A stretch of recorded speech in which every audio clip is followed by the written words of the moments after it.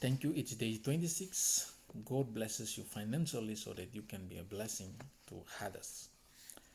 Proverbs chapter 10, verse 16. The good man's earnings advance the cause of righteousness, the evil man squanders is on sin. This Bible verse is basically telling us our spending habits differentiate how we use our financial wealth. Are we spending it to advance the cause of righteousness, or are we squandering it on sin? Proverbs chapter 11, verse 24 reads, "It is possible to give away and become richer. It is also possible to hold on to too tightly and lose everything. Yes, the liberal man shall be rich. By watering others, he waters himself." That's a wonderful Bible verse. Imagine if you're holding on to $100 bill or 100 kina, and someone is trying to bless you with 1,000 kina. So in order to receive the 1,000 kina, what should you do? You have to open your hands for someone to give you that 1,000 kina. So if you are still holding on to your hand, where will that 1,000 kina be placed in your hand? There is no room for that 1,000 kina. So likewise, we have to be open in sharing what we have with others, and what we do to others, it is also can be done to us. There is a Bible verse, a financial Bible principle that states that whatever we do to others, the same will be done to us. Well, in order to receive, we have to give, so that when we give, we will receive. So in agriculture, you have to plant in order to harvest. So there's a lot of principles around helping others so that we can be blessed.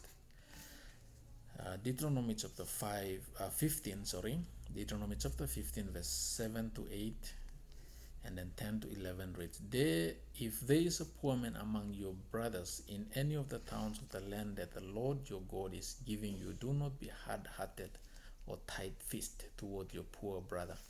Rather be open-handed and freely lend him whatever he needs.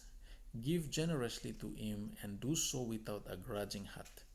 Then, because of this, the Lord your God will bless you in all the work and in everything you put your hand to. That's a wonderful promise God made to the children of Israel when they were going into the promised land.